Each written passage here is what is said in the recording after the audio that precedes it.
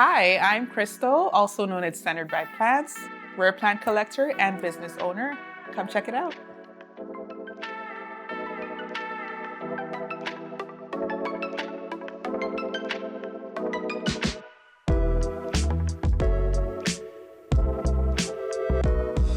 I moved to Ontario in 2000. I'm originally from Jamaica and I'm currently living in Ajax. In my personal collection, I currently have about 60 plants.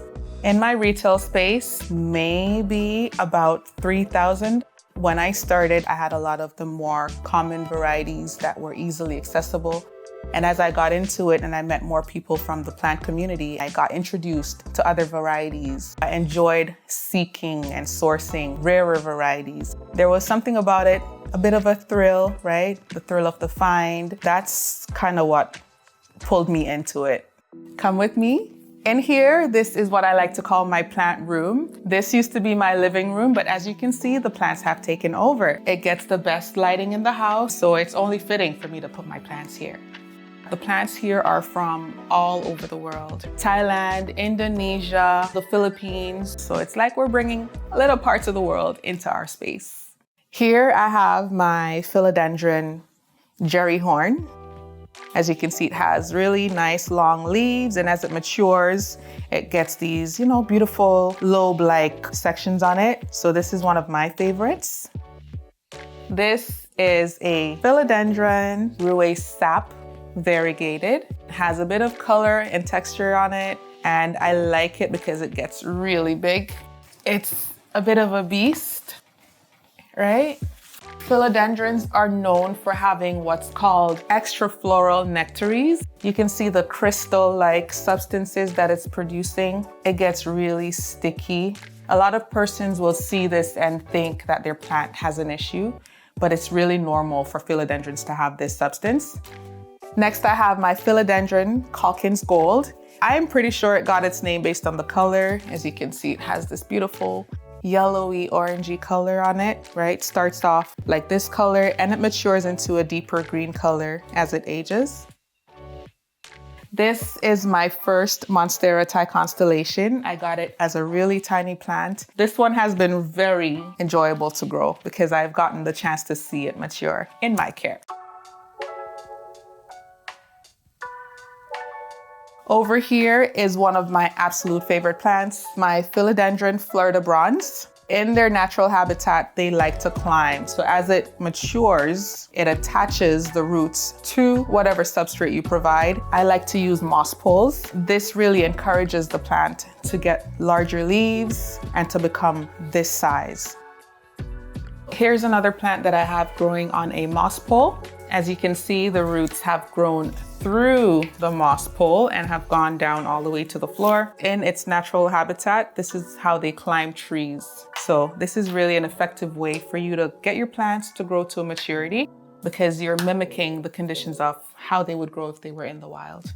So in this corner here, we have my Philodendron Caramel Marble. This is one of the more unusual and rarer plants in my collection.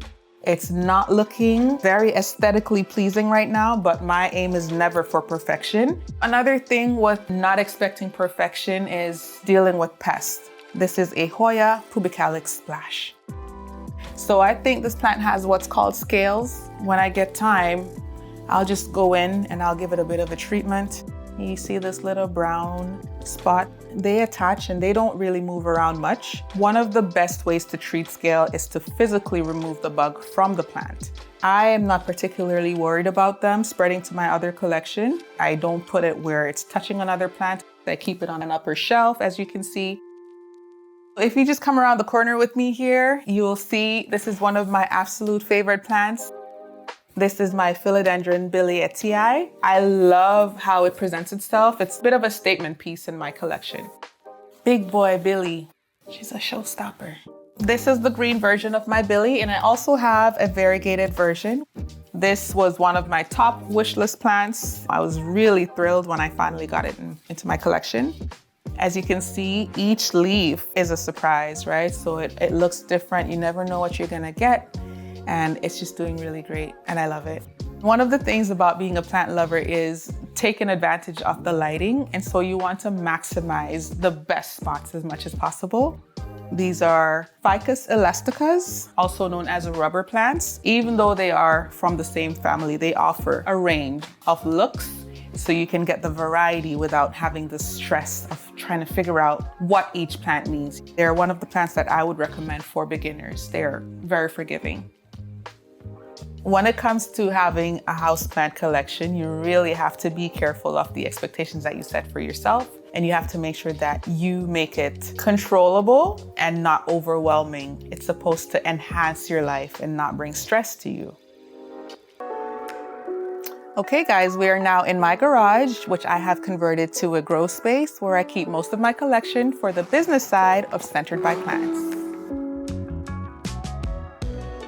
Centered by Plants is a rare tropical plants business. We specialize mostly in aroids and Hoyas. We first started out as a Facebook group. I noticed that there was a demand for certain plants that I had, more rare, specialized varieties of plants. And so I did my research and figured out how I can get tropical plants into Canada, got my import permits, made connections with persons overseas, and that's how we transitioned into a business.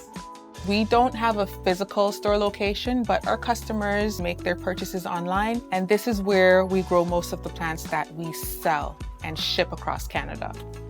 One of the things that I kind of go by is community first. I really embrace that philosophy. I think it's very important for persons who share similar passions to really come together and just uplift and motivate each other. I attend a lot of in-person events throughout the year. It really just offers me an opportunity to meet the persons who are also buying from me. I enjoy all aspects of it.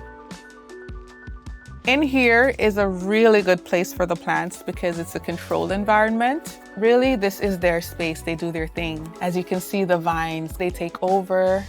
There are mostly Hoyas in here. They are not super picky with natural lighting. So as you can see, the supplemented lighting, the artificial lighting, it does great for them. Quite a few of them are in bloom right now, like this guy right here. I come in here probably once per week just to do my routine checks, make sure that the watering is up to date. Centered by Plants is really just an extension of my hobby. It does not feel like work to me. In my regular job, it's very routine. It's one of those more serious jobs. So it's a bit of a haven for me. Just being among my plants makes me feel peaceful, relaxed. It makes me feel like I'm in my zone. That allows me to really exhale and just be more free.